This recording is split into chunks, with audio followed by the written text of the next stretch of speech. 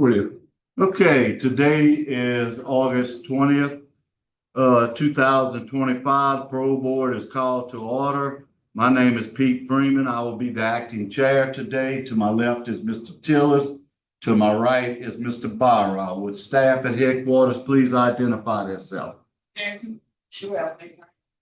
Okay, officer, would you please identify yourself, please, sir? Yes, sir. My name is Carl Camlack, Video Conference Officer. Okay. Carl, do you have any contact with the inmates? You know anything about him since he's been there? No, sir. No, sir. I just handled the video conference. Okay, I got you.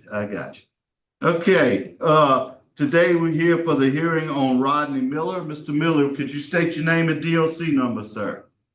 Rodney Miller, 769954. Okay, Rodney, do you have your parole questionnaire with you? Sir? Your parole questionnaire. That's to say whether you could have an attorney or not. Do you have that with you? No, sir. Okay, can we put it up on the screen, please?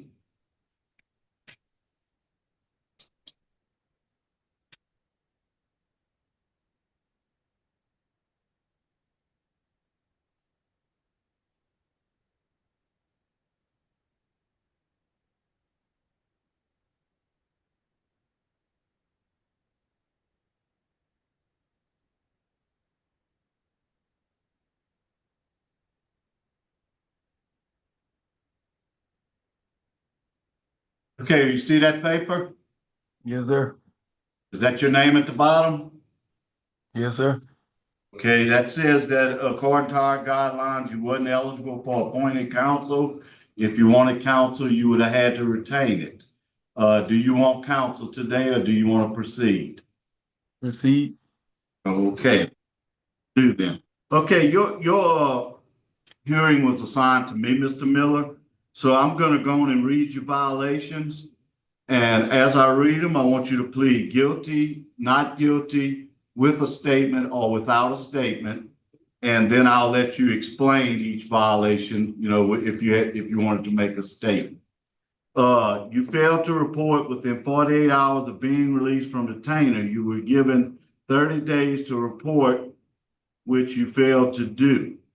You failed to report to your parole officer for December 2023, January through December 2024, and January through June of 2025. You failed to provide your parole officer with a valid address where you could be contacted. How do you plead to those violations? Not guilty. Okay. You want to make a statement? I mean, why you plead not guilty? Okay, not guilty for the first one, for the not reporting in 48 hours. I was still incarcerated once I got released from River Bend. I had a hold for Mississippi and I had to go to Mississippi within them 48 hours. I was still locked up right then.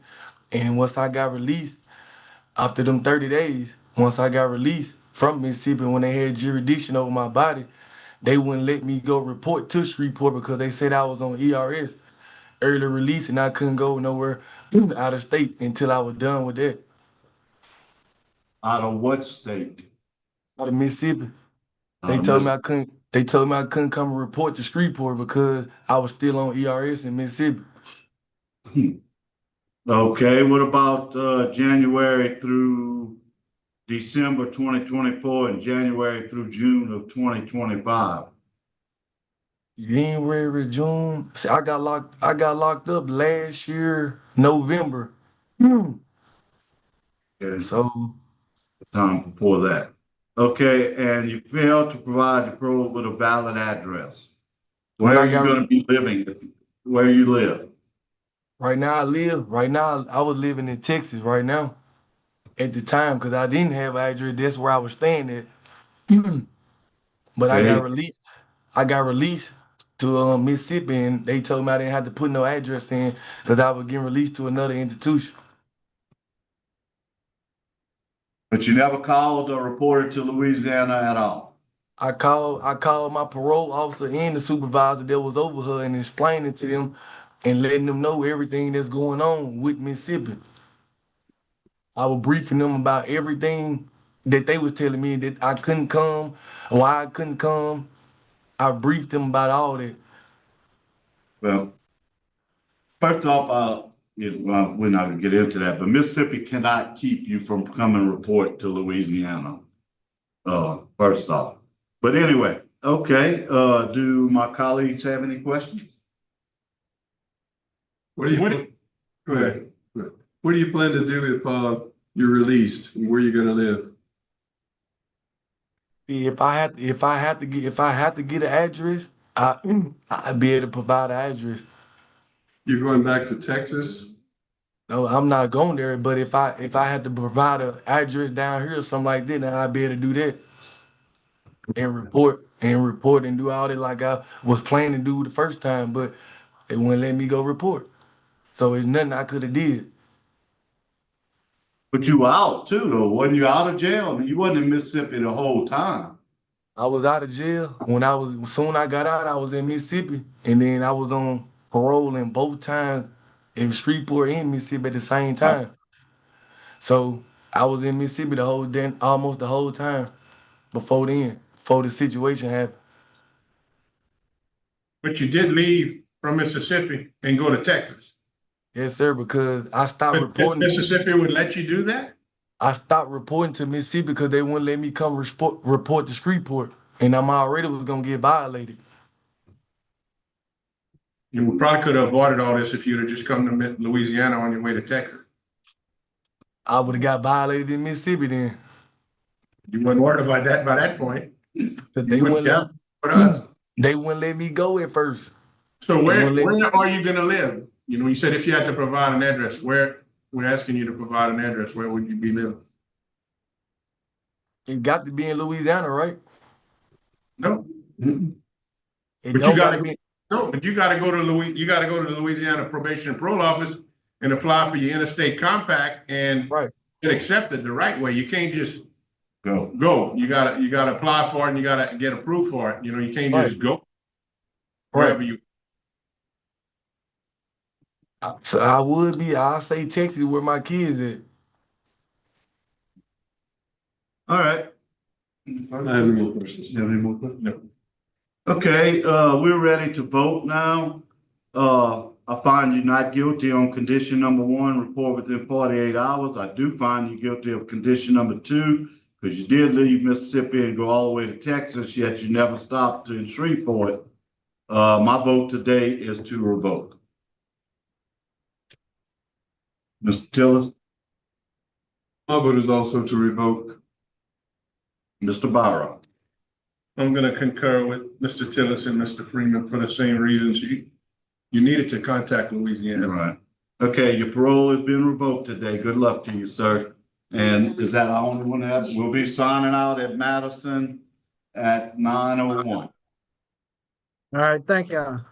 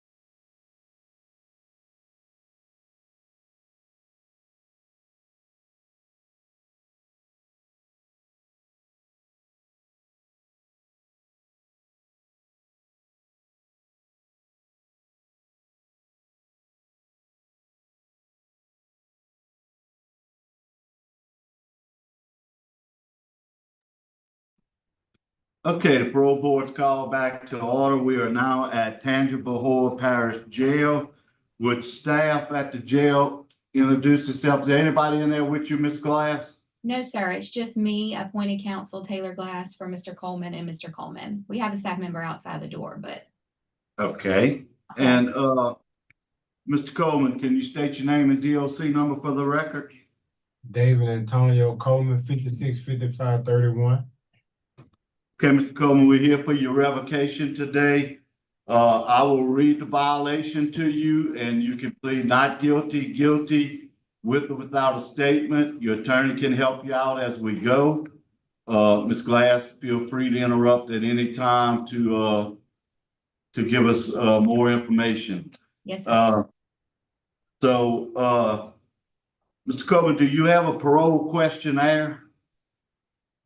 Yes, sir. And obviously you were eligible for appointed counsel and we have appointed counsel, correct? Yes, sir. Okay. All right, Mr. Coleman, it is alleged that Coleman is in violation of this condition and that he was engaged in criminal conduct on or about 4/15/25, which subsequently led to his arrest by the Tangipahoa Parish Sheriff's Office and being charged with protection order violation. On 5/21/25, Coleman went to court in Tangipahoa, at which time charge was pled down to disturbing the peace and the protective order was dissolved. How do you plead to that violation, Mr. Coleman? I pled guilty to that.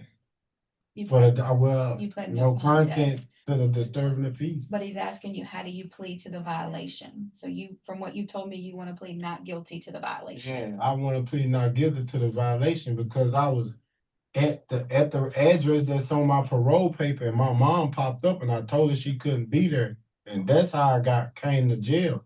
And my parole officer didn't know I was in jail till like a month later till she went to my address. Like, I don't see like the part where I did wrong.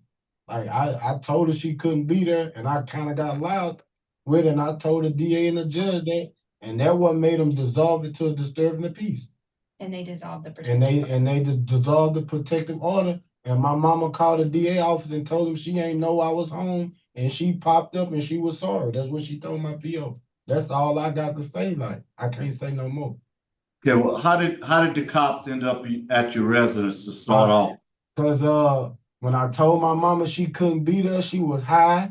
You know, my mama do drugs. Like, my mama was high, I was fresh home. Like, I woke up and when I woke up, she was staring at me. When I woke up, I'm like, Mom, you can't be here. Did she Yeah. call the police? Is that Yeah, how she ran around there by my Aunt Rosalind Thomas house. That's who that 76181 Hardin Road. That's the address. She don't live there. The man she was going with in Progress, Mississippi, ended up going to jail, and that's how she popped up at my address because she wasn't living there either. Yeah, who owns the house? My cousin Jessica Coleman, Leonard, owned that trailer, and she told me I could spend there till I get my lights on. But dissolve that, me and my girl was gonna move to 2915 Lemon Chapel Road, and like a month later, so I was just waiting on my PO to come to see her and tell her like what was going on, cause I didn't want to be there because I know what type of environment my family members got, and every time I'm around them, that's what happened, and it never dissolved to nothing but me coming to jail, getting out, and they dropping the charges. Only time I knew I had a protective order was April the 12th when I went, April the 10th when I went and seen Michael Smith. I didn't know nothing about a protective order until I went to Michael Smith. I never went to court for it or nothing. Okay. Okay. You have anything to say, Ms. Glass? The only thing to add is, like you guys already said, it did end up getting pled down to a disturbing the peace, I think because the victim, in this case, his mother, was non-cooperative. She didn't want to go forward with the charges. I did try to reach out to her to be present today so she could confirm that for you guys. He gave me a phone number for his aunt. I was unable to make contact with his mother, but I do believe from what he is saying, I do believe that to be true. And just so that you guys are aware, he has indicated to me that in any event he is put back on supervision, he will not be returning back to that Hardin Road area. He's got a different residence in Kentwood, to stay with his grandmother, different part of the family, different side of the family, until he can get back on his feet. And he has also said that he will follow up with some mental health treatment. You know, he does, according to this questionnaire, have depression and schizophrenia. He has not been taking medication while he's in jail because he does not like the side effects. It makes him very drowsy, but he did indicate he would go seek treatment and maybe seek some alternative methods other than medication. Okay. I do want to state for the record that our office did contact his mother Okay. on April 16th, 2025. She told the parole officer that the subject did hit her. Now, I know you're gonna say that you didn't hit her, correct? I didn't touch her. Okay. All right, Mr. Carr, assigned to you. Do you have any questions for him? He's answered most of the questions I wanted to hear. And the medication, do you plan to get back on it? My girl got my medicine at her house. I got they got me taking the depression pill in the morning, the blue pill, and they got me taking the Rimrod. You know, I got that when I got out on the 8th April from Rayburn. I still got my name and everything on it. Okay, where will you be living? I'll be living in 2915 Lemon Chapel Road, Independence. I thought you said you were going to be in Kentwood. I was gonna go by my grandmother, but I don't want no problems at her house. Okay, so you'll be living in My Independence. girl Ashley McGee house. I see. Okay, I have no questions. Okay, is the panel ready to vote? I'm ready. Yeah. Okay. My vote's going to be to do not revoke. We'll give you a shot if you think you're going to comply with everything. Yes, sir. Laura? And I got a if we could, No, can't talk anymore while we're voting. okay. My vote is to revoke parole based on the conviction that happened, the statements of his mother, and the fact that he didn't cooperate with probation and parole when they tried to serve him with the notice of preliminary hearing. And I concur with Mr. Byro. My vote is to revoke. If parole has been revoked today, good luck to you. Thank you.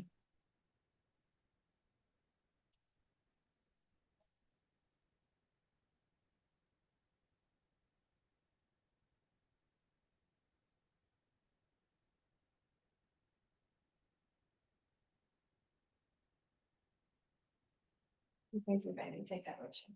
Well, I guess you can.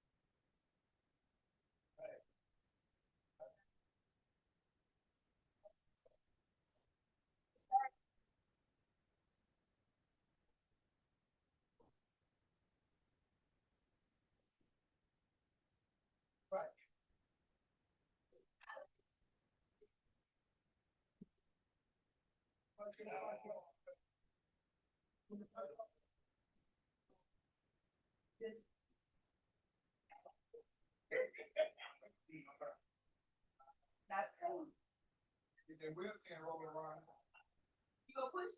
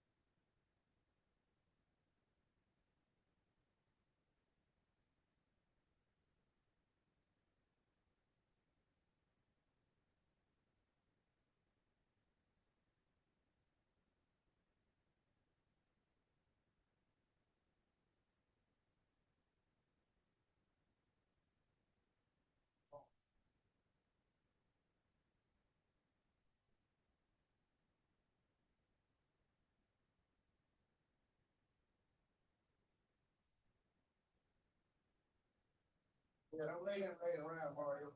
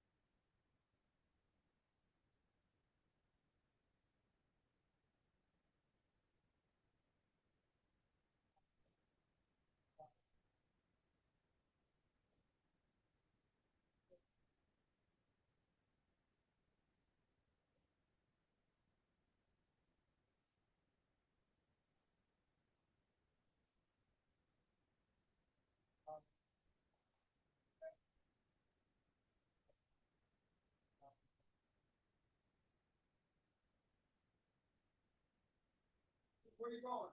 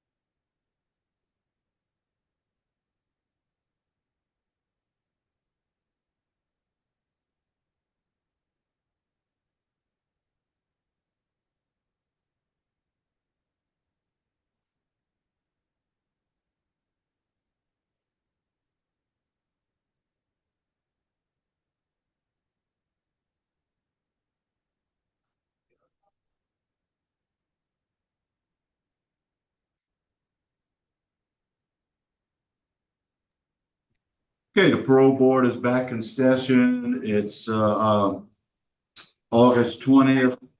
We're still at Tangipahoa Parish Jail. We're here for the revocation hearing on Warren Irving. Mr. Irving, would you state your name and DOC number for the record, sir? Warren Irving, 587-137. Okay, do you have your parole questionnaire with you, Mr. Irving? Yes, sir. Okay, do you realize that they found you ineligible for appointed counsel? Yes, sir. Yeah, you want to proceed today or hire your own attorney? You can proceed today. Okay, it is alleged that, I'm gonna read the conditions. You plead guilty or not guilty. You don't have anybody here on your behalf, so I'm gonna read them and we're gonna take them as we go. So it is alleged that you were violated in condition number 4, and that you were arrested on 7/6/2025 and booked in the Tangipahoa Parish Jail with battery of a juvenile. The charge is currently pending in the 21st JDC in Tangipahoa Parish. Records reflect condition number 10 with regard to your fees. Records reflect that as of 7/11/25, you have not made any payments while on supervision and currently are delinquent $1,827 in supervision fees, as well as the $65 processing fee. Okay, let's take condition number 10 first. Were you paying your fees? No, sir. How do you plead to that charge? Plead guilty, not guilty with a statement, or what? I plead guilty. Okay, do you want to make a statement with regard to it? No, sir. Okay, and then what about condition number 4, battery on a juvenile? How you plead to that charge? I don't have that charge no more. Okay, but it's I went- still considered Last week and they dropped it to a lesser charge. they dropped it to. They dropped it to a civil battery. Did you plead to it? No, sir. I go to court next month on the 24th for it.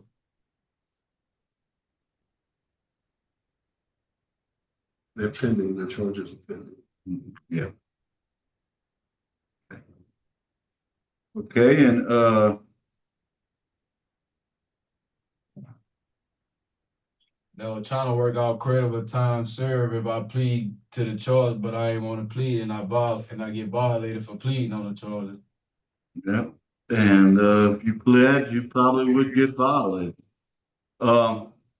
So tell me what happened.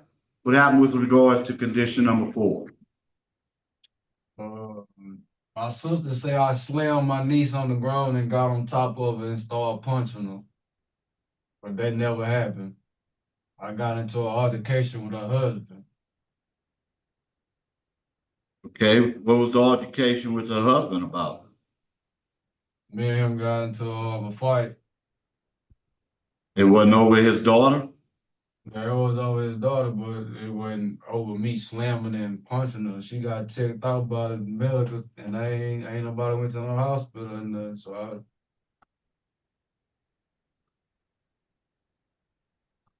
Did you try to, run away from the cops when they got there? I did, right? And were you resistive to, the handcuffs when they arrested you? I was already in handcuff. I tried to get them to loosen the handcuff because it was too tight. They swole my hands up. I had to go to the hospital when I came here. Okay, you have some questions, Mr. Tillis? You asked him the questions. It wasn't, what were you and well, you did say you and your brother-in-law fighting about his daughter. So why did your sister say that it was your daughter that you body slammed? She lied on me because she knew that was the only reason I can go to jail. Yeah, I remember.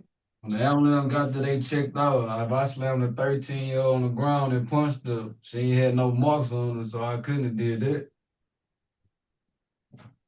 Then they dropped the charge to a simple battery, but I just can't do nothing. Are you working? No, sir. Weren't working? You haven't looked for work? I was looking for work, but I wasn't working. I see. I have no more questions. Mr. Barra? No questions. Okay, panel's ready to vote? Yes. Okay, Mr. Tillis? My vote is to revoke. Mr. Barra? I'm going to concur with Mr. Tillis, revoke due to the continued criminal behavior with the fighting and resisting. My vote is also to revoke, violation condition number 10 and number 4. Your parole has been revoked. Good luck. We'll sign off at TANGIPAHOA at 9:31.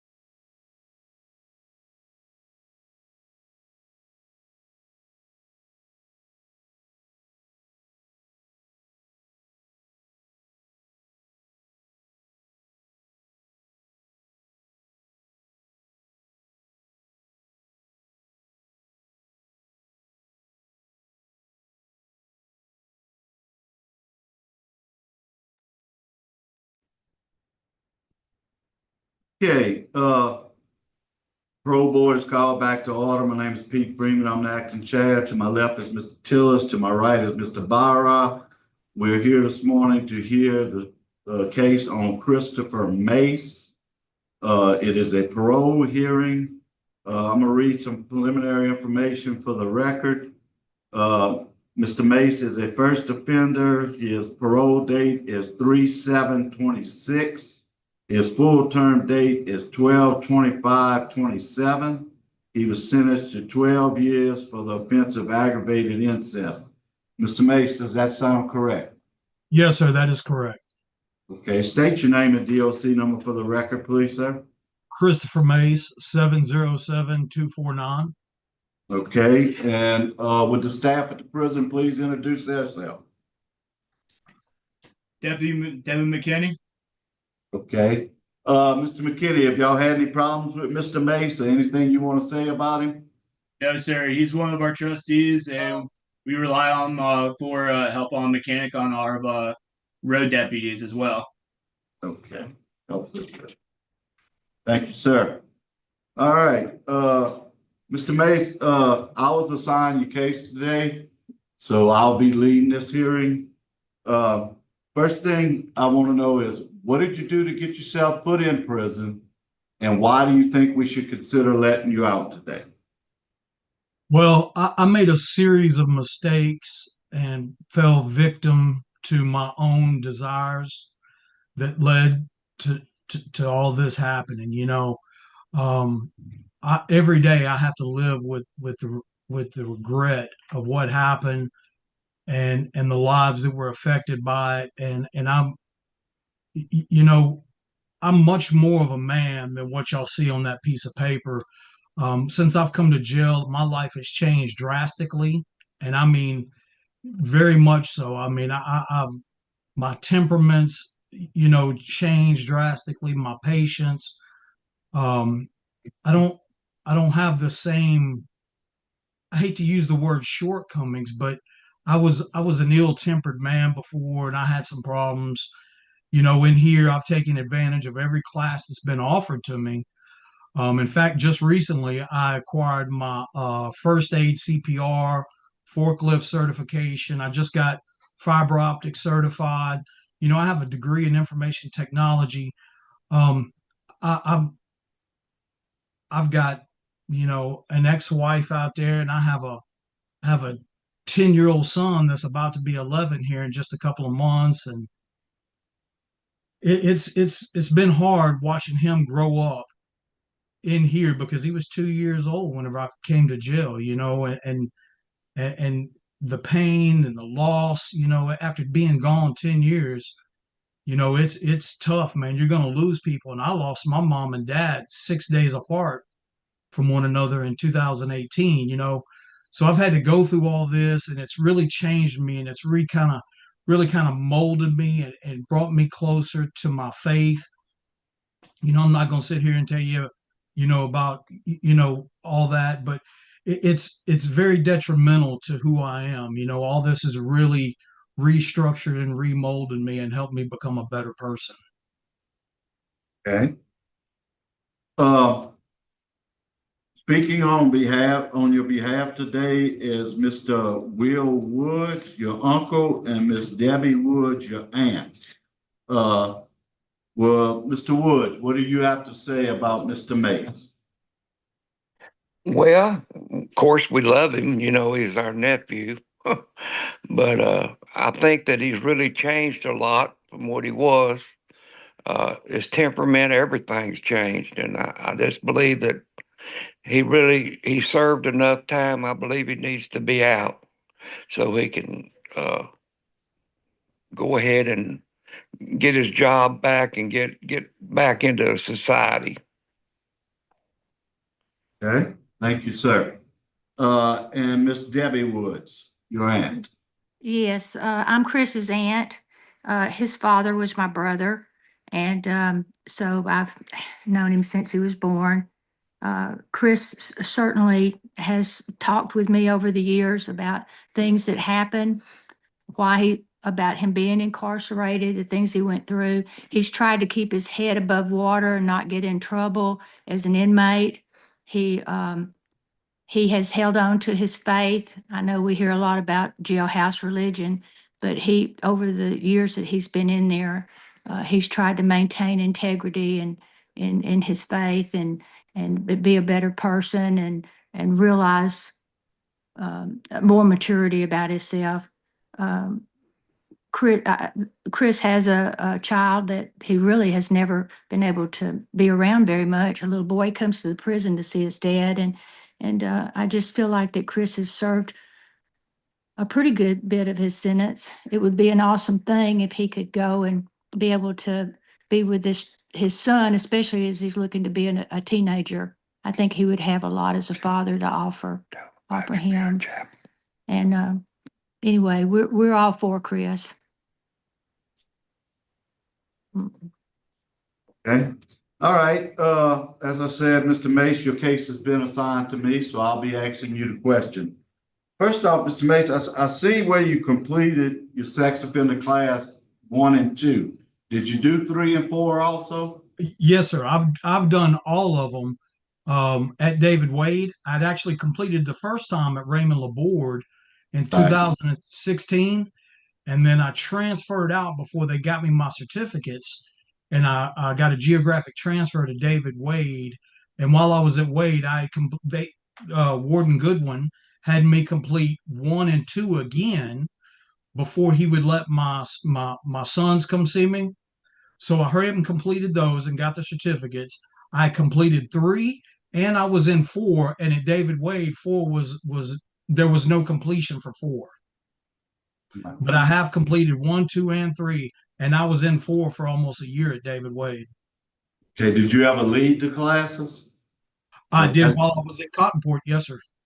Okay, because that's what 4 is basically. Yes, sir.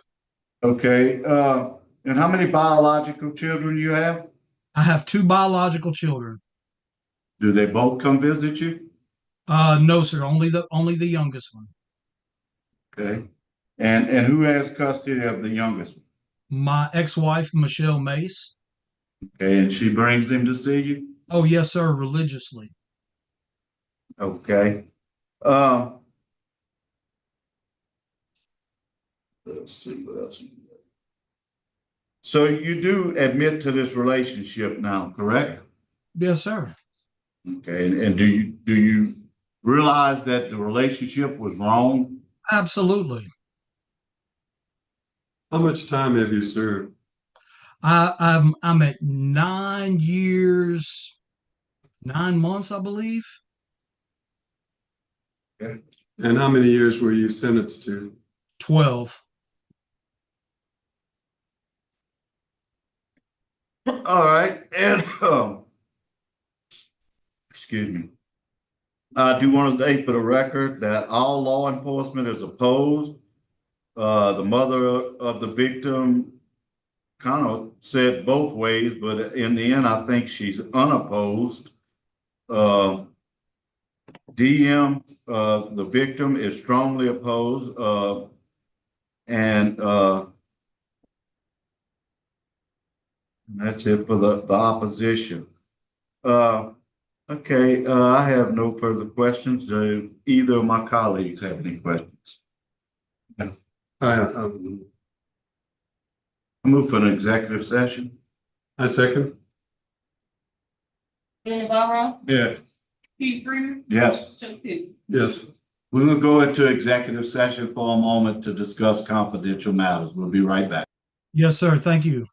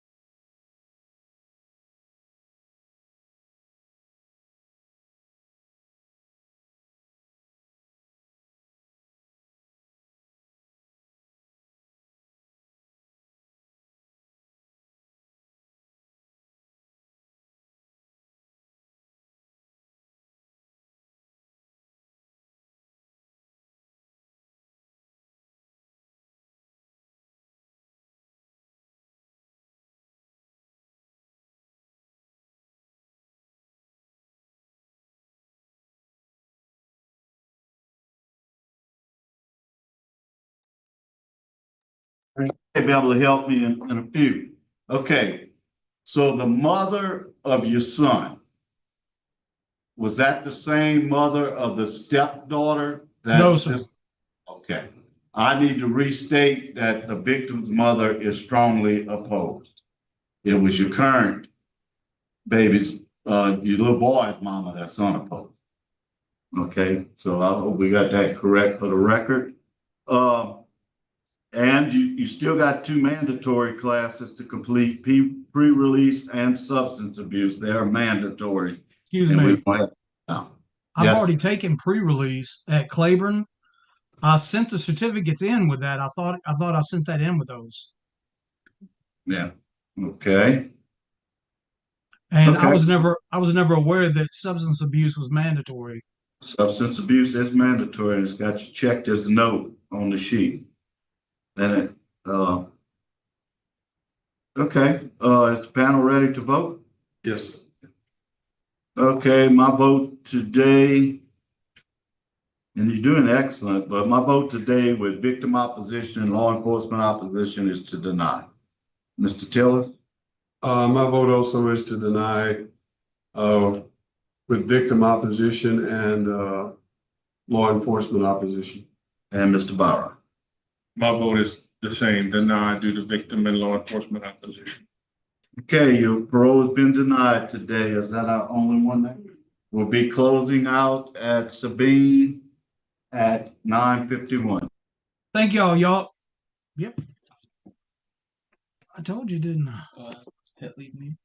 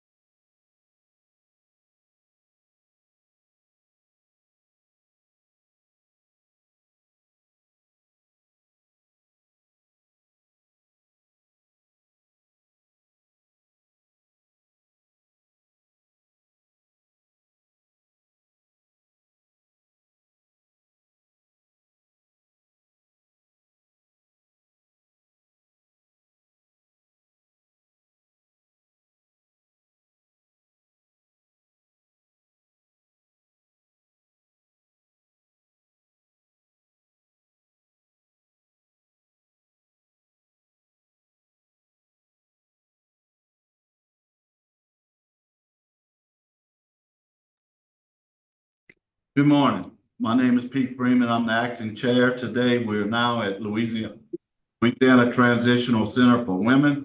Serving with me today is to my left, Mr. Tillis, to my right, Mr. Barra. We're here for the parole hearing on Donna Maples. Ms. Maples, would you state your name and DOC number for the record? Donna Renee Maples, 468474. Okay, would any staff that's in there please identify themselves? Latonya Chase, reentry facilitator. April Cootie, Program Director. Okay. All right, thank y'all for having us today. I'm gonna read some preliminary information into the record. You are a third-class offender. You have a parole date, which was 1/31/23. You have a good time date, 5/18/33, and a full term date of 8/1/33. You were sentenced to 15 years for the offenses of habitual possession of heroin, habitual possession of methamphetamine, habitual possession of alpha-prozone, and another one for alpha-prozone. Does that sound correct? Okay. Okay, Ms. Maples, state your name and DOC number, please. Donna Renee Maples, 468474. Okay. All right, Ms. Maples, also here today that will be speaking on your behalf will be your son, Kobe Ridge. We'll let him speak at the proper time. Okay, first, Ms. Maples, tell me, why are you in jail and why do you think we should take a chance on you today? Yes, sir.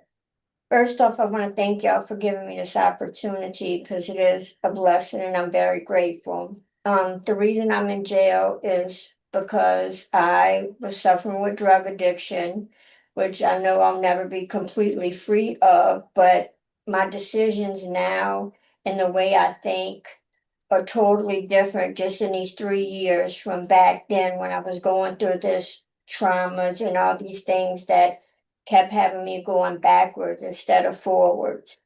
I haven't had much program since I've been here because with my time, I wasn't eligible to get in classes, but I have had thinking for a change.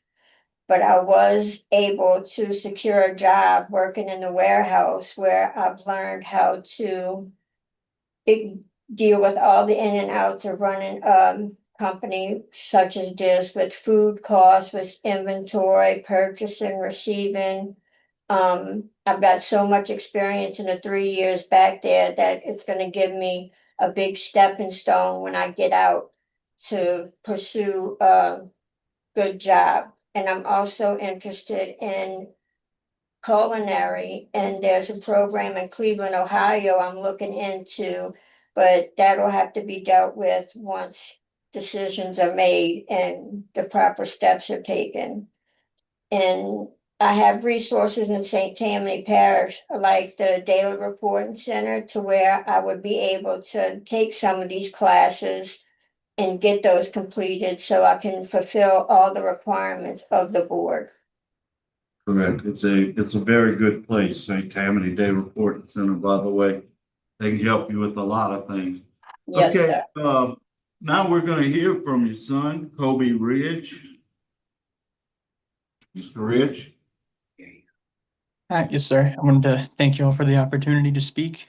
If there was one main way I think I could sum up my mom's improvement over the years that she's been in there, from our conversations, I can tell she's changed her mental state, the way she looks out at things in life and handles things. She's much better off than she was, and I'm pretty confident now that she's willing to do what she needs to do to break that cycle of addiction and substance abuse she has been stuck in.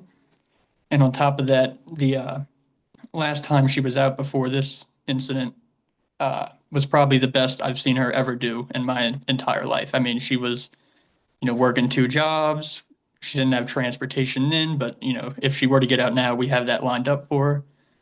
And we've kind of built the whole support network to, if she were to get out again, take what happened last time where she was doing good and make it even better. Okay, thank you, sir. Very well said. Okay, okay, I was assigned your case, Ms. Maples, so I'm gonna be doing the questioning today. Sounds like you got a good support system. Where will you live when you get out? With my son, Kobe Ridge, in Covington. In Covington, all right? And what's gonna be your sobriety plan? My sobriety plan is I will definitely attend meetings. I will seek out my mental health doctors and the doctors that were previously helping me to continue with that improvement. Going to the daily support center because I've worked with them before and reaching out to them when I need help, whether it's employment or classes, what needs to be, because I know that that's a big resource that I just need to take full advantage of. Okay, and you in a class right now, did you say? Are you taking? No, sir, I wasn't able to get in any classes because of my full term date, but I have recently been accepted into Ashland University, which whether I'm here or at home, I will continue to receive my degree. Okay, and I think I know the answer to this question, but you were revoked last time. Why you not gonna be revoked this time? What's different? What's different, my whole way of thinking. I realize now that even though they say I have a victimless crime, that's in my heart, that's not true. I'm a victim of my own self. People that believed in me and tried to help me and fought for me, whether or not at the time I seen it, they're victims, and I've had to make amends with myself as well as those that I've been able to. I can finally say that I know my mom and dad, which are both deceased, are proud of me because before they passed, they said this because they seen the change. But it's, progress, not perfection. And since I've been here, I've just made such huge steps forward and I haven't looked back. And that's been my trouble in the past. I've always worried about what I did and just stayed in that cycle. And now I don't look at that. I see the opportunities and the resources and the things, the way things can be different when I push myself. Correct. Okay, and I apologize, but Ms. Chase or Ms. Cootie, do y'all have anything to add? I don't at the, I'm sorry, I don't at the moment because I hadn't had her in any classes, so I can't speak on anything. I've dealt with Donna a little. She's, no disciplinary issues. We worked tirelessly in the last 6 months or so. We had great difficulty getting an old college transcript to be able to get her into Ashland, or she would have been in several semesters ago. That she's been trying to get into Ashland. But she is definitely no disciplinary issues. She's asked for classes, but due to having a 2033 out date, that's further out than we're allowed to put someone in class. Okay, let me ask you something, both of you, Ms. Chase and Ms. Cote. Yes, If I was to order a long-term substance abuse before she gets out, don't they have that at LTCW? Yes, sir. Yes, sir. That's what I wanted to know. Okay, thank y'all very much. My colleagues have any questions? How much time did you serve? 3 years. Any other questions, Mara? You also, I need to note for the record that you also have to complete your substance abuse treatment, which would be taken care of if they go along with my recommendation, and your pre-release programming. Both of those have to be done. So is the panel ready to vote? I'm gonna vote first because I had your case. Ms. Maples, excellent interview, very excellent. Your son was very good, and I'm willing to take a chance on you, but only after you complete a long-term substance abuse program at LTCW LTCW. And they let you, and while you're in that program, hopefully y'all can get those 2 classes out. Well, you get the pre-release out the way. We'll definitely have the sub. So my vote today is to grant conditional upon completing long-term substance abuse. Thank you. Mr. Tillis?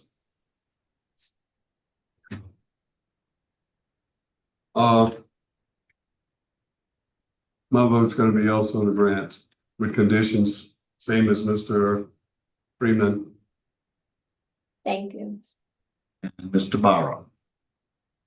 I'm gonna also vote to grant, same conditions as Mr.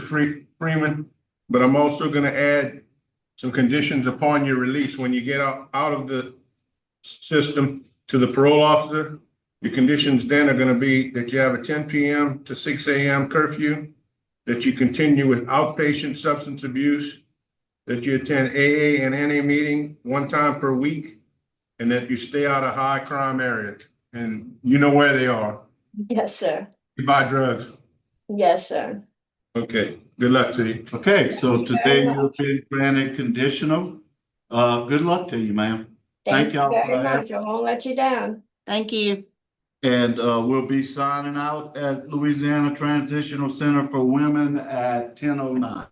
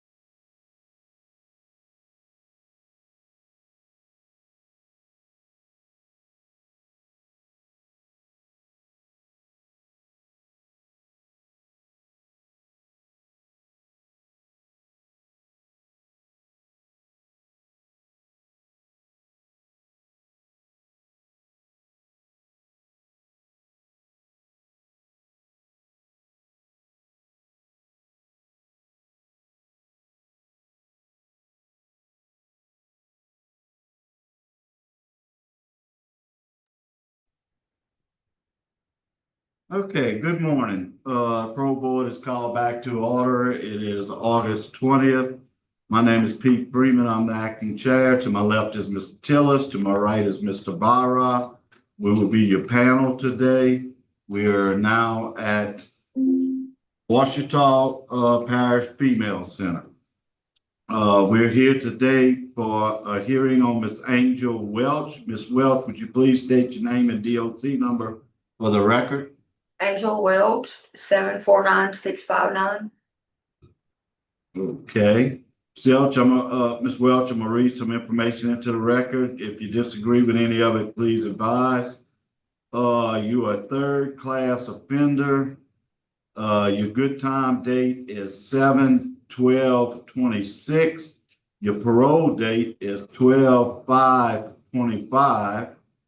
And your full term date is 12/6/31. You're serving 8 years for possession of methamphetamine, probation technical violation, possession of alprazolam, probation technical pending felony, and possession of Burapin, probation technical, and one more possession of meth. Does that sound correct?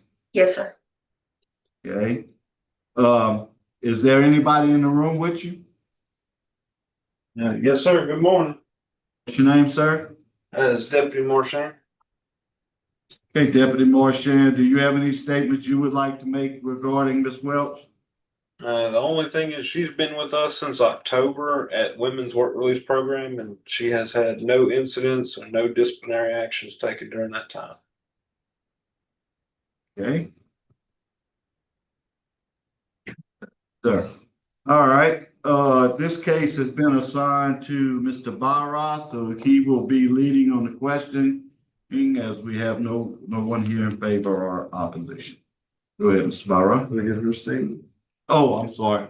Ms. Welch, could you tell me what did you do to get yourself put in jail? And why do you think you're ready for release today?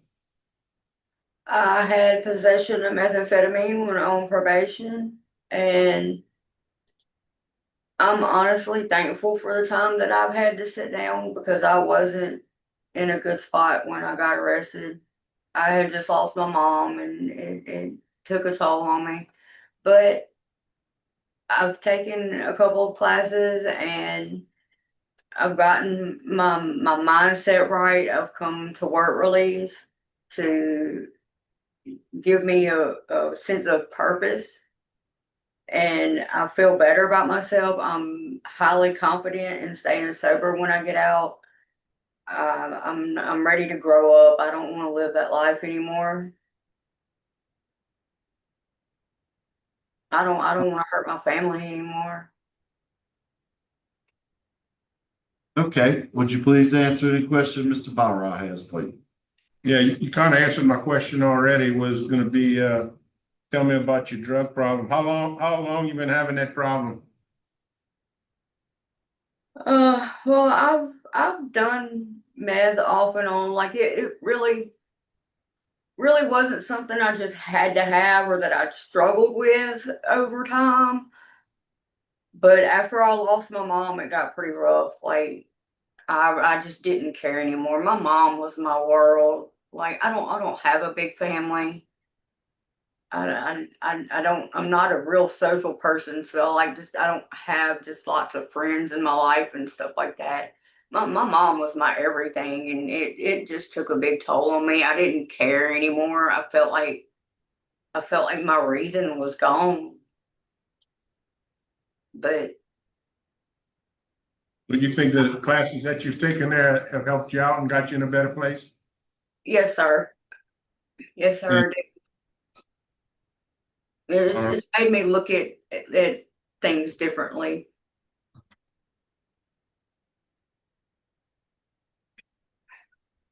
I don't have any questions. Okay. I have no questions either. Is the panel ready to vote? Yes. Okay, Mr. Barra, you vote first. All right, Ms. Welch, I'm gonna vote to grant your parole today, conditional you gotta complete some mandatory classes before you can get out of there, which is DOC approved long-term substance abuse treatment and 100 hours of pre-release and a GED or literacy program. Those are gonna be required before you can get released. And then after your release on parole, we'll have a 10 p.m. curfew.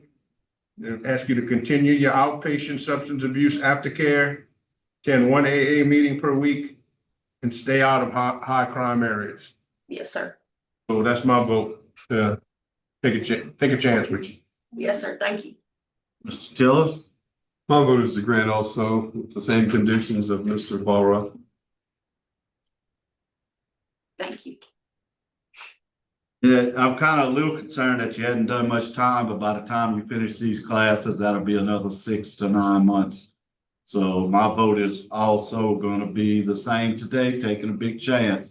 Yes, sir. So, no, there's always a reason to live. Find your reason, your niche.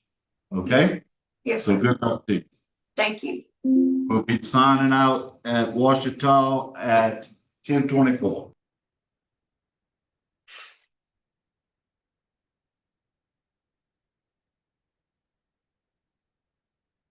But I don't have to worry about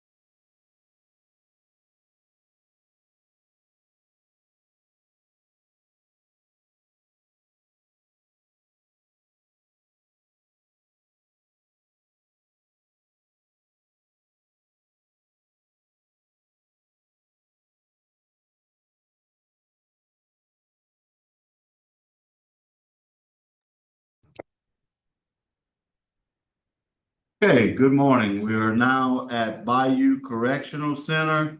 As stated, my name is Pete Freeman. I'm the acting chair. Ms. Tillis to my left, Mr. Barra to my right. We're here today to hear the hearing on Christopher Calendar. Mr. Calendar, would you state your name and DOC number for the record?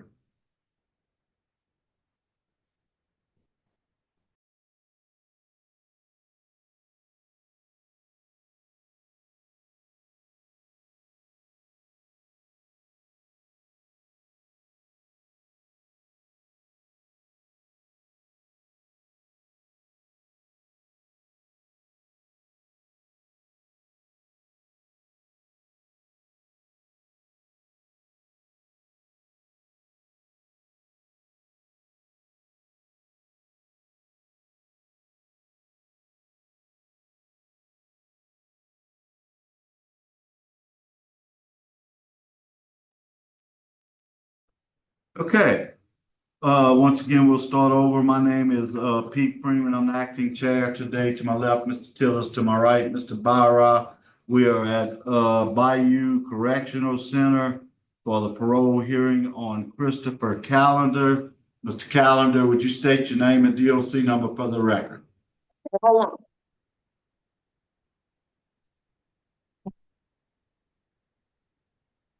on. Yep. Christopher Callis, 408711. Okay, Mr. Calendar, as I was stating prior to your arrival, we're your panel today, and we'll be having your parole hearing. Okay. I'm going to read some information into the record, Mr. Calendar, and if something doesn't seem right, ask me and we'll look into it. You are a second-class offender. You have a parole eligibility date of 8/31/25. You have an adjusted good time date of 4/10/28. And you have a full term date of 6/5/32. And you are serving 30 years for the crime of manslaughter. Does that sound correct? Yes, sir. Okay. Would any staff at the jail please introduce yourself? Sir? My name is Corporal Bun, and this is My name is Darius Bowden. Okay, Corporal, have y'all had any problems with Mr. Calendar since he's been at y'all place? no, sir, not that I know of. He haven't been in no problem since I've been here. How about you, sir? You know of any problems or No, anything sir. you'd like to say? Okay.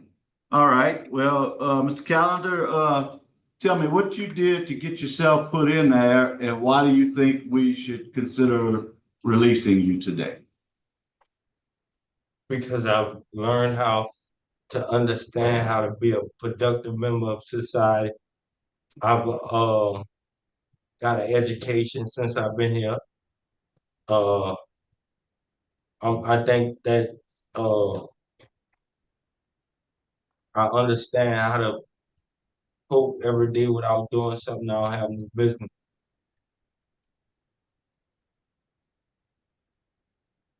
And okay, and what did you do to get yourself put in there? What was your crime? What you did? I understand that the crime that I committed is not a crime that a person's supposed to commit. And I sincerely ask that everybody that's involved in this situation would accept my apology for doing something that I was not supposed to do. I was not supposed to harm this man, and I apologize for it. Okay, well, why did you shoot Mr. Carter? I was under the impression that he was gonna harm me. Okay. I was under the impression that he was gonna take my life. Okay. All right, well, we're gonna get into that deeper when the case who has been assigned to Mr. Tillis. We have no one here to speak, so Mr. Tillis, would you start the questioning? Sure. Have you taken any classes since you've been incarcerated? only the education. I always had too much time everywhere where they put me at. They put me in places where I couldn't get uh, into no classes or nothing like that. All I did was got into Ashland University. I got my GED. You know what I'm saying? And I forward and I passed a couple of those college courses.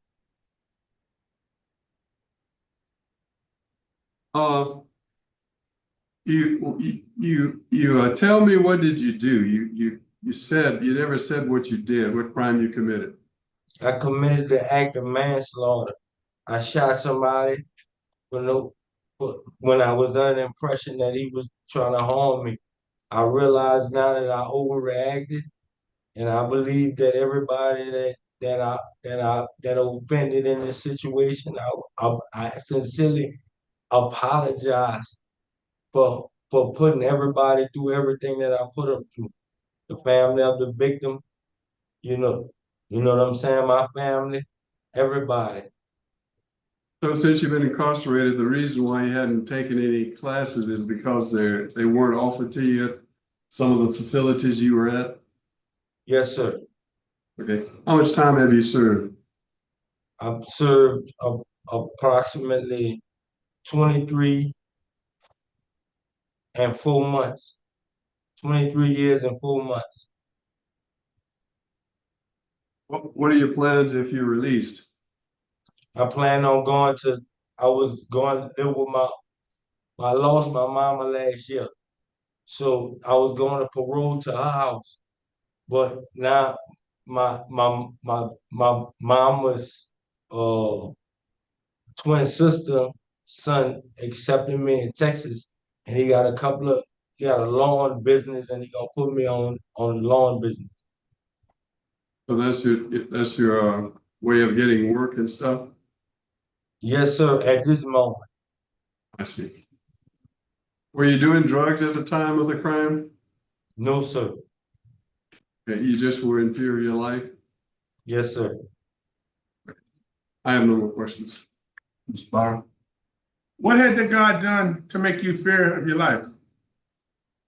When he robbed me, he took some possessions from me.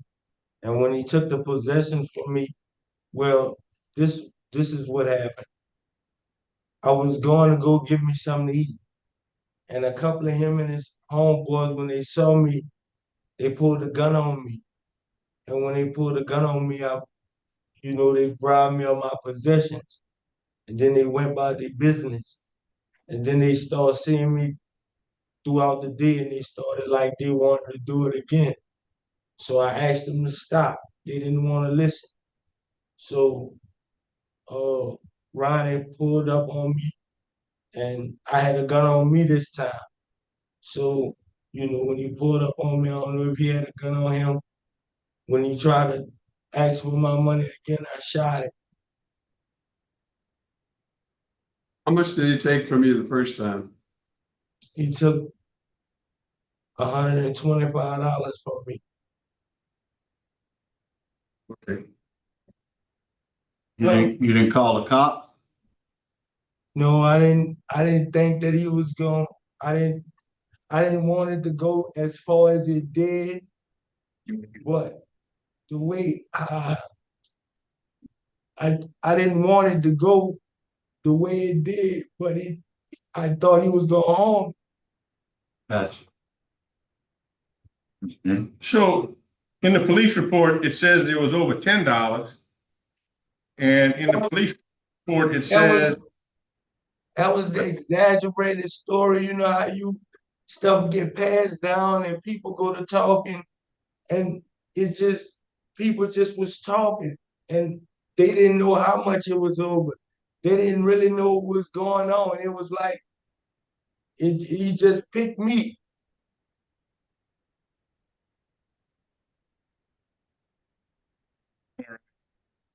I don't have any more questions. I got one last question, Mr. Calendar. I see that you lost 157 days of good time. What was that about? Well, over the years, I got into trouble a few times. What kind of trouble? Like homeless things, like I caught an intoxication maybe once or twice. I I got caught with it. I had a little screwdriver on me. They looked at it like it was just shank. I got caught with that one time. Um, that's about it. When was your last write-up? My last write-up was about 3 years ago.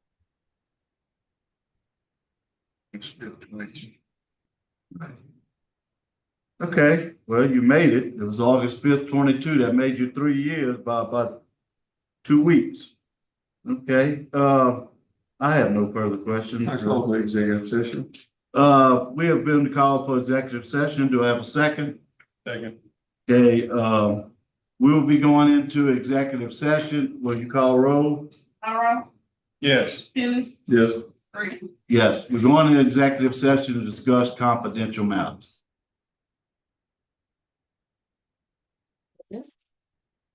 What do you do? That's it.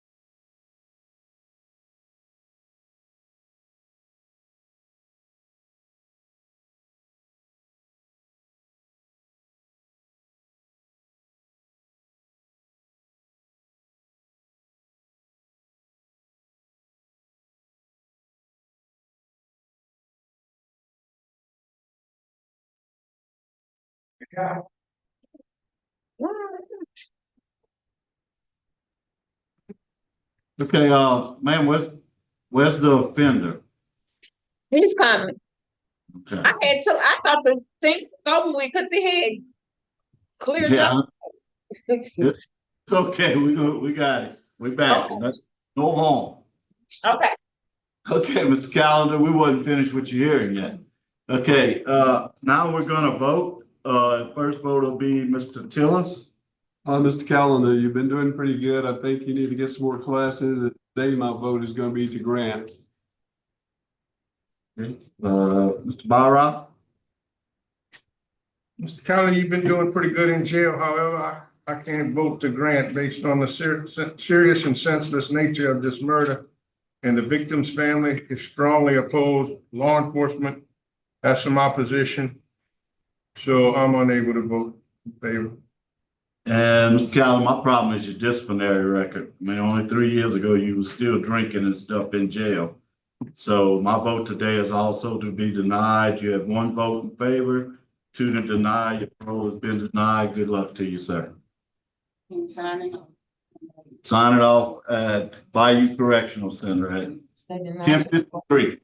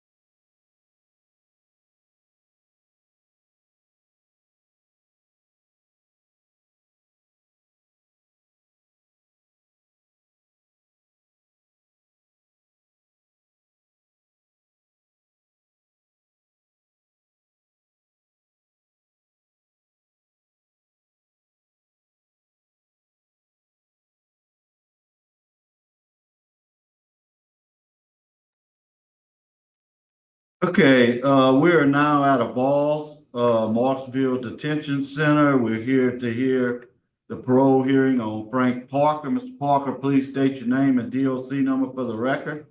Frank Andrew Parker, 21867. Okay, Mr. Parker, my name is Pete Freeman. I will be the acting chair today. To my left is Mr. Tillis, to my right is Mr. Barra. Would any staff in there please identify yourself? Warden Eric Salas Sr. Anthony Doza. Okay, Warden, or Mr. Dozart, do y'all have anything y'all would like to say about Mr. Parker? Yes, sir. He's a worker in the maintenance, and he's been working with us in maintenance and doing a very good job. No problems. Very good worker. And he listens, does everything good with us. Have no problems with him at all. Thank you. Appreciate that. Okay. Would you like to make a comment? Yes, sir. I Okay. have a statement right here. Dear members of the parole board, I hope this letter finds you well. I'm writing to express my support for the parole of offender Frank Parker, who is currently serving a 5-year DOC sentence at the Falls Pass Sheriff's Office, DC-1 facility. I firmly believe that offender Parker has demonstrated significant personal growth, remorse, and potential for rehabilitation. Mr. Parker hasn't had any write-ups or rule infractions since being housed at the Falls Pass Sheriff's Office since February 4th, 2025, and is also a Class A trustee working in the maintenance shop, and also helps out with special details when given the opportunity to do so. I've had the privilege of knowing offender Parker since he's been incarcerated in my facility in a few short months, and have witnessed firsthand his transformation and commitment to positive change. Through ongoing communication and interactions with him on a daily basis, I've seen him take full responsibility for his actions and work diligently towards self-improvement during his time of incarceration. Mr. Parker has had no write-ups or rule infractions, as I stated before, since being housed here. Offender Parker has been actively trying to enroll in educational and rehabilitation programs at the Falls Pass Sheriff's Department, but was told he was too short or too low risk to enroll. It's my assumption that if he was allowed to enroll in those classes, it would have helped him to becoming the person that he has become without having to do so on his own. It's also my personal opinion that if allowed to take these classes, Offender Parker would have shown a genuine understanding of the consequences of his actions and the impact it has had on others sooner rather than later.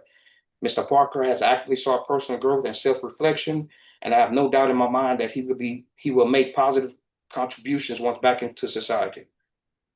Furthermore, Mr. Parker has developed a strong network of friends, family members who are committed to providing him with guidance, structure, and encouragement needed to ensure successful reintegration into society.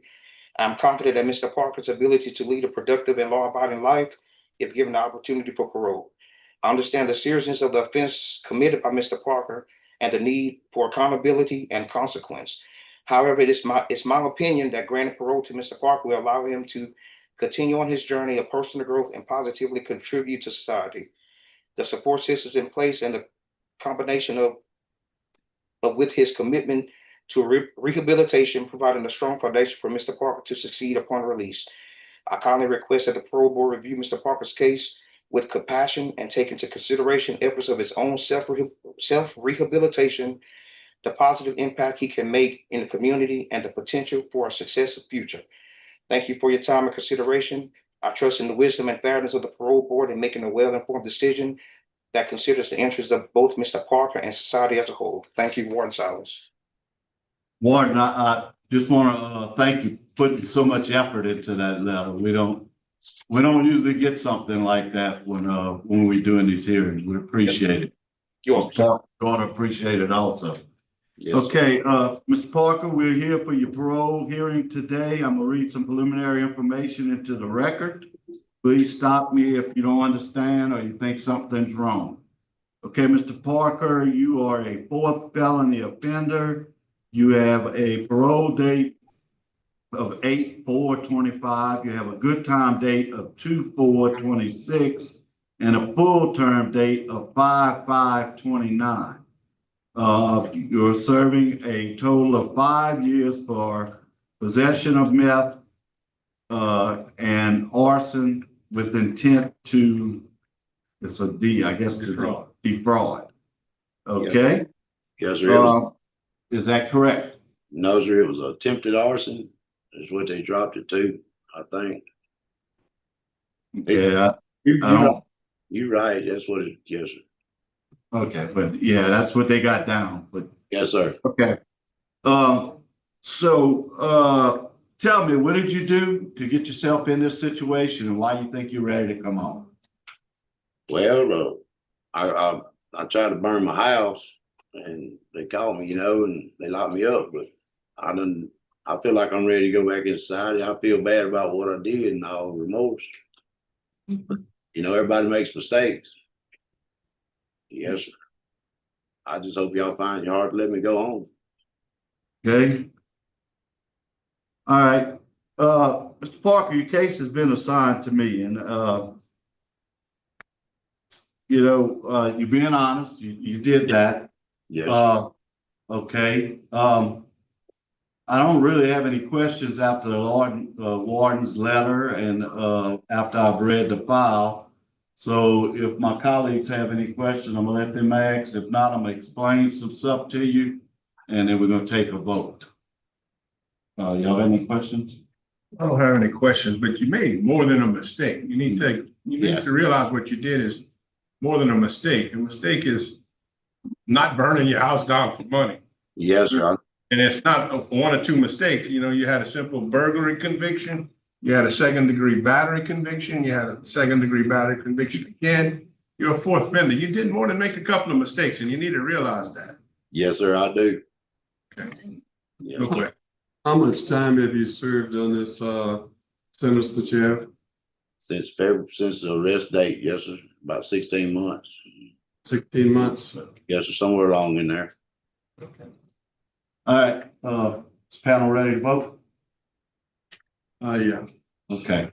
Mr. Parker, let me explain something to you now. You have 2 mandatory classes that you need to complete before we can release you. Once you take these 2 classes, your good time is gonna be your release date. So my vote today is to grant conditional upon completing your pre-release program and a substance abuse program. If y'all can get in them classes as soon as possible, that'll at least give him a couple months that he doesn't have to serve, but we gotta have those classes complete. So my vote today is to grant conditional upon completing those classes and good luck to you, sir. Thank you, sir. Warden, he's been there 16 months. No, he's been there since January. No, I was here a month or so before I got trustee. Yeah, before he got trustee, yes, sir. So yeah, that's accurate. Yes. Okay. My vote is going to be to grant with conditions, same as Mr. Mr. Freeman. And I vote to grant to same condition, complete the mandatory classes. Yeah. Then you'll be done. Okay, good luck to you. Thank y'all at a ball. Signing out, 11:07.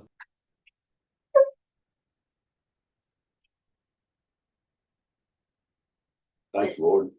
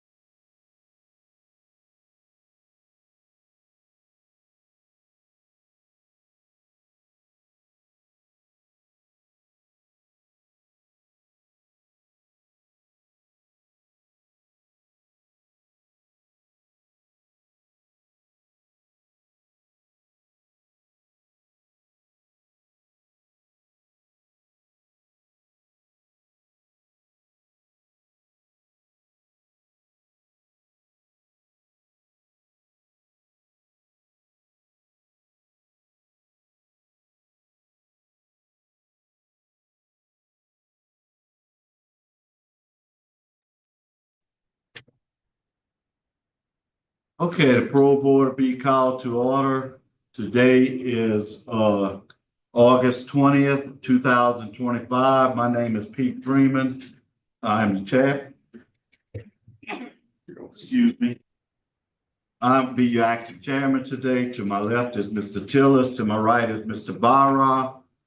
We're here today to hear Donald Young. Mr. Young, would you please state your name and DOC number?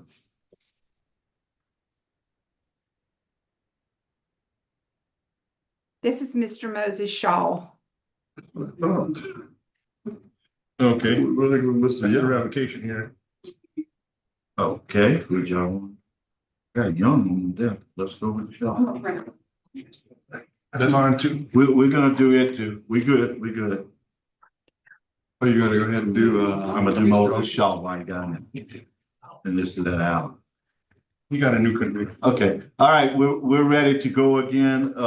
We're at Allen Correctional Center. Here to hear Mr. Moses. Mr. Moses, would you state your name and DOC number?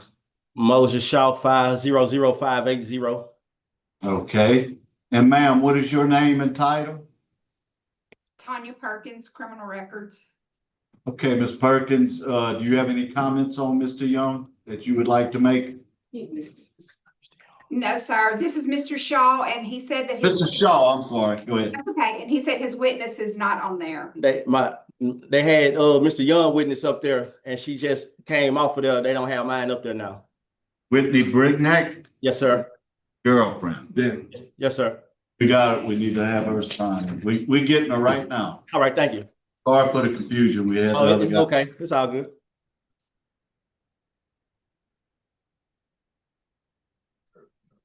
Yeah.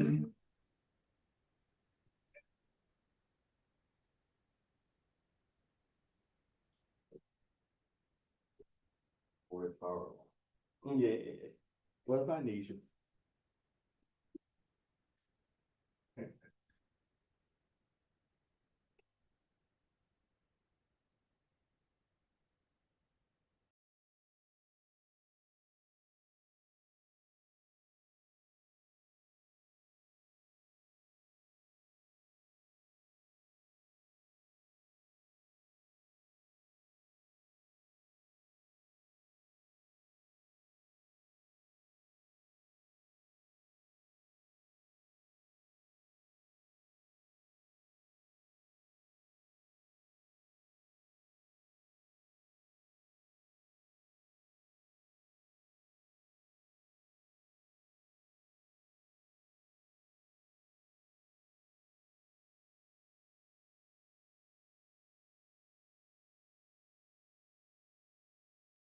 Hello.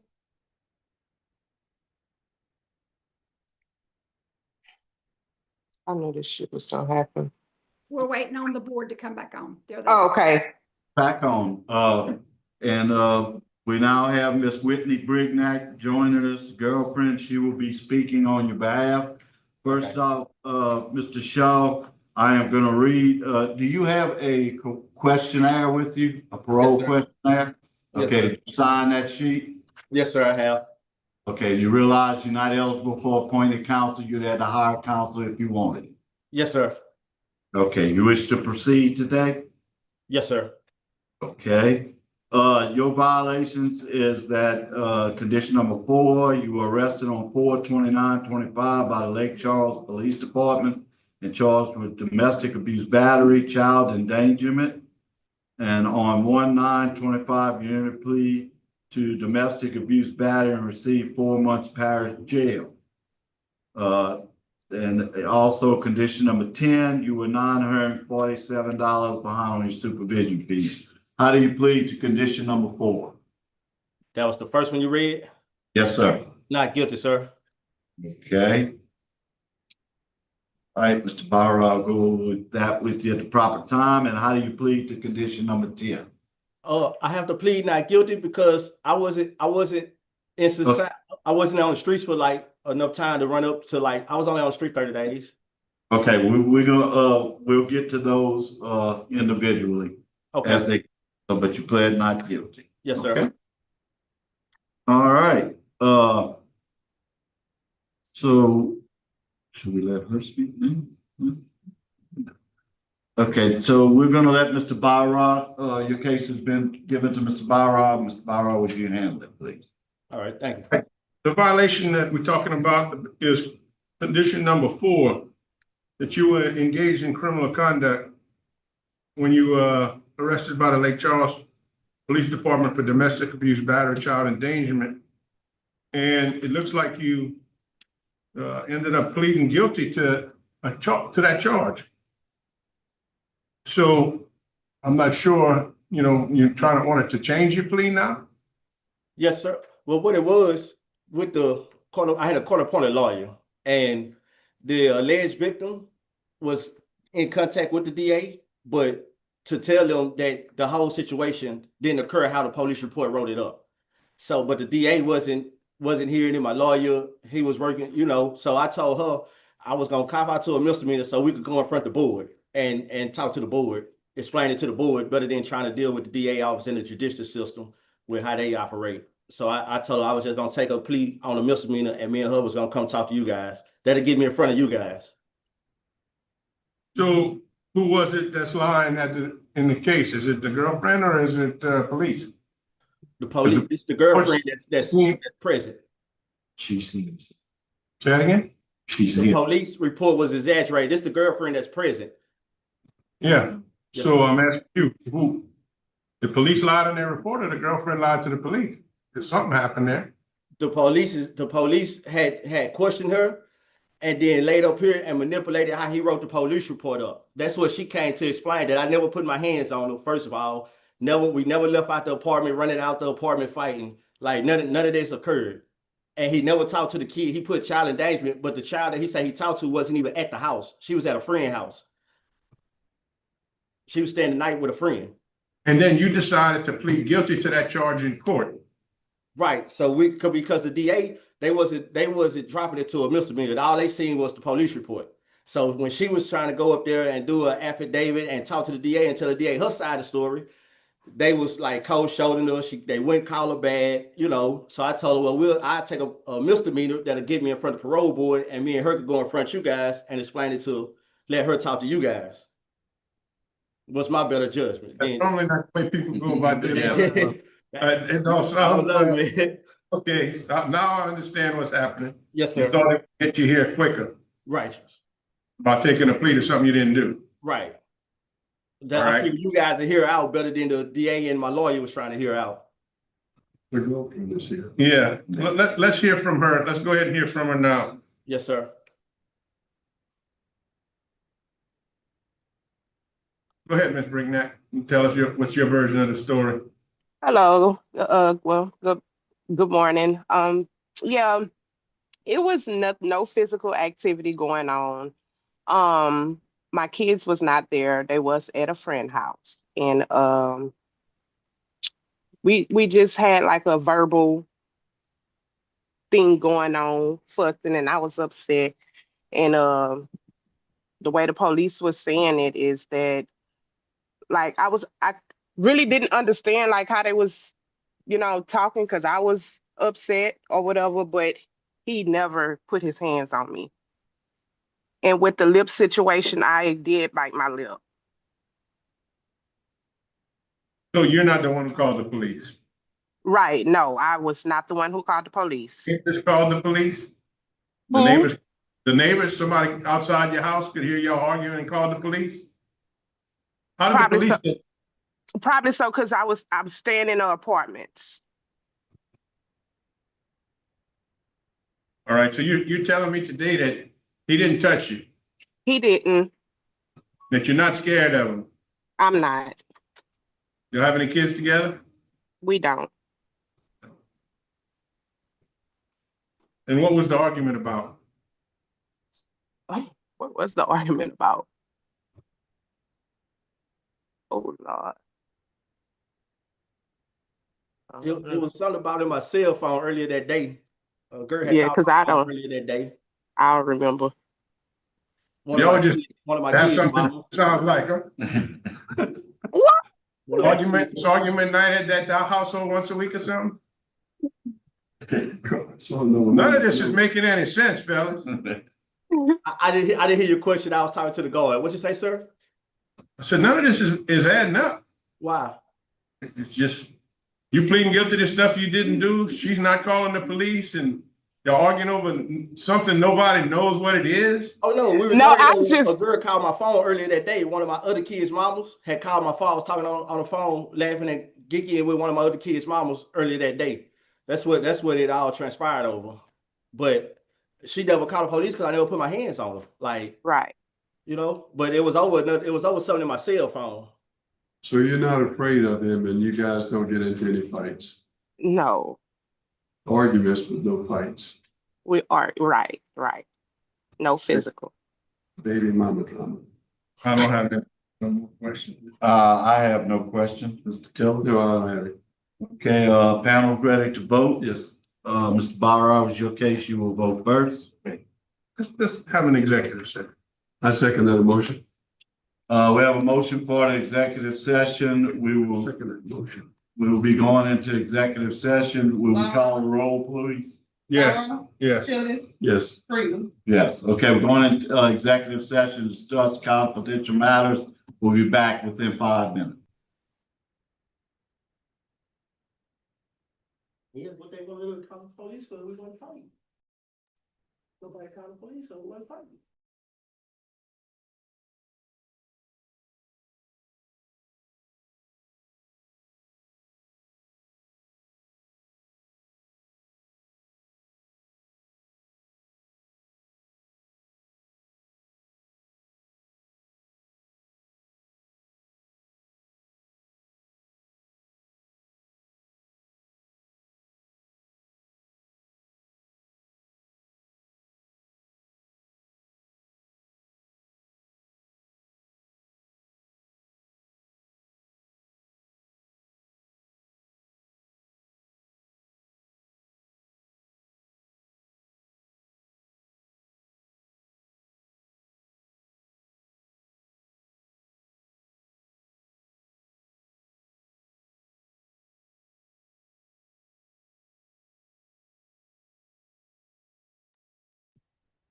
Okay, we're back in session. Mr. Barrow, is your case, you'll vote first? Yes. Mr. Shaw, when you pled guilty to domestic abuse battery, you pretty much sealed your fate. We can't let a person go who's convicted of domestic abuse battery. Whether you did it or you didn't, you went in there and you said you did, you took a plea, and now it's a permanent record that you were convicted of domestic abuse battery. And as far as the parole board is concerned, that's a serious violation of your parole. So based on that, I have to vote to revoke your parole. Mr. Tillis? My vote is also to revoke. Same as Mr. Barrow. And mine has to be the same just because you pled guilty and we can't take a chance with domestic abuse battery. So good luck to you, sir. Yes, sir. Okay, we're signing out at Allen Parish.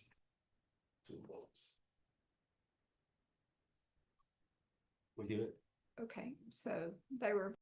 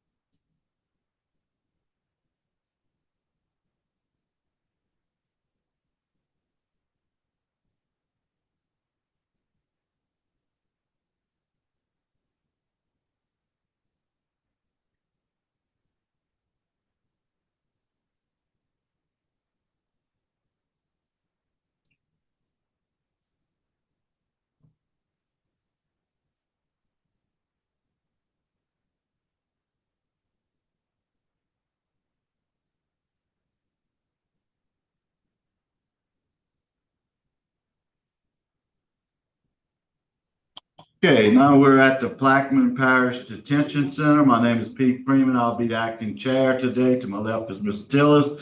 To my right is Mr. Barra. We're here to hear the parole hearing on Donald Young. Mr. Young, would you state your name and DOC number for the record, please? Yes, sir. Donald Young, DOC number 623-184. Okay, I'm gonna read some information for the record. Please stop me and advise if anything I say is not true or you disagree with it. Mr. Young, you are a first felony offender. You had a parole date of 9/21/2016. You're not eligible for good time. You have a full term date next year on 9/23/2026. You're serving a 15-year sentence for indecent behavior with a juvenile. Does that sound correct? Yes, sir. That is correct. Okay. Mr. Young, tell me, what did you do to get yourself put in jail? And why do you think you're ready to get out at this time? When I was 20, I did something that was very much against the law and inappropriate, and I was sentenced to 15 years for this. And since then, I have gotten my GED. I'm currently enrolled in Ashland University and also Delgado University in Louisiana. I've participated in the sex offender treatment program. I've also gotten a couple of certificates, and I've tried to be the best version of myself that I could possibly be, and hopefully, this can continue when I get out. Okay. Okay, is there any staff there at the jail? Yes, sir. Are they in there with you? No, sir. Would you like me to get her? No, that's fine. Okay, All right, your case has been assigned to Mr. Barra. Mr. Barra, would you lead the questioning, please? Yeah, you just said that you had participated in sex offender classes, but I'm seeing that you didn't finish them. No, sir. I was transferred to Tensall Correctional Facility and then spent about a week there and was transferred here because I was accepted into Ashland College from the educational director, Ms. Stormy Gay, and they did not have it at that facility, so they had to transfer me to a facility that did have access to computer, Wi-Fi, and those things of such that have that type of this type of educational. So why does it say that you were out of the class for disciplinary reason? What went wrong? I missed a couple days, and that's one of the ways they will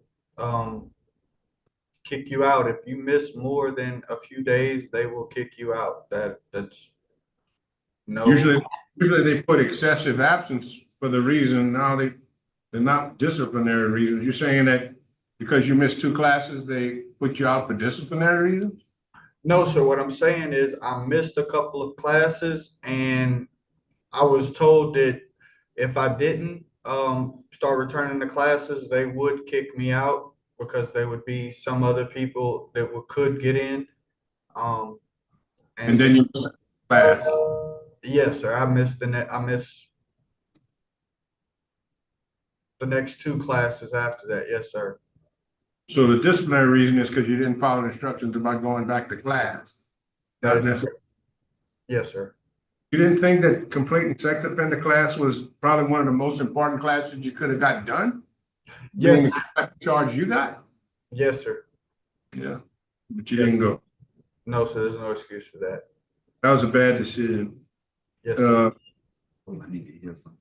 I see that you got a disciplinary write-up on August 6th of 22. What was that about? I do not want to lie to you.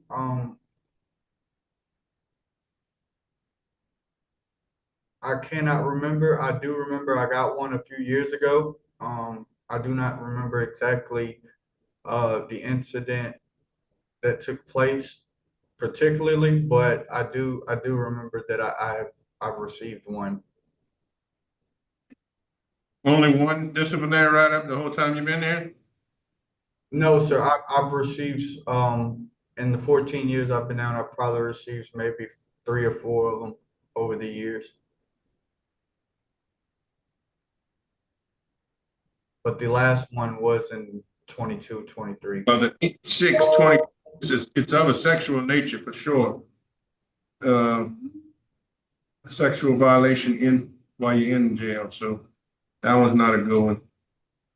Yes, sir. Because of my charge, I'm not making excuses here or anything like that, but because of my charge, people with my charge tend to be kind of preyed upon, so it's one of those things where you have, you can't tell the people you're a snitch, then you can't live anywhere, what I'm saying? No matter what dorm you go in, they'll jug you up, they'll check you out. There's no excuses for the write-up I received, but it was one of those things where caught between a rock and a hard place. Gotcha. That's the only questions I have. Okay, I would like at this time to hear from the victim's mother, Miss Kenya Prince.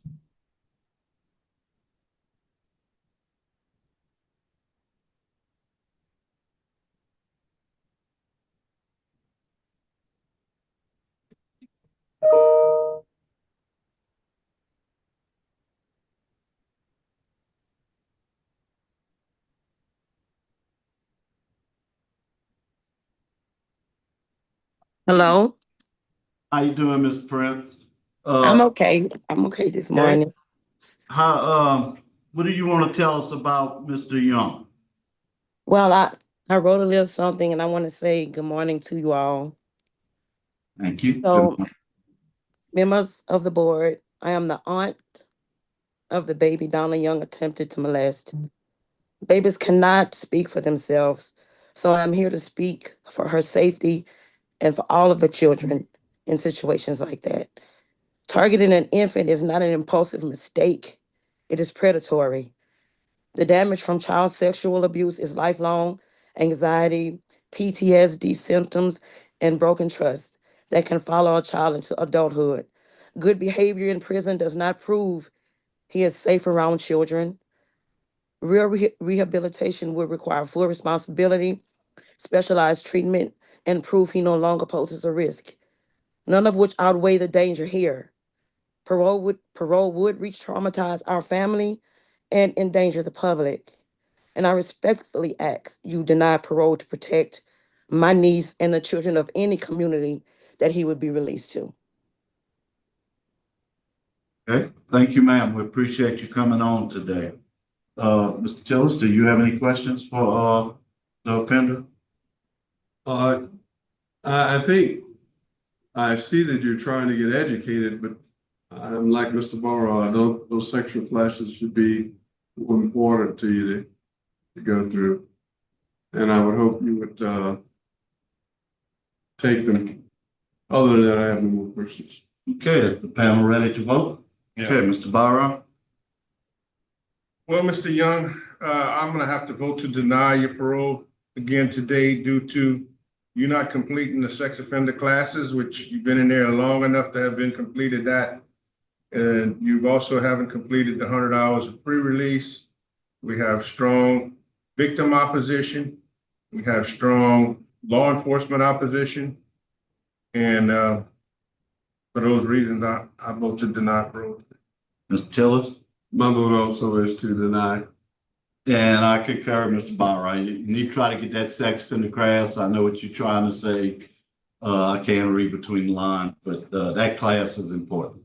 So, so good luck to you, but your parole's been denied today. We're signing out at PLAQUEMINES at 11:45.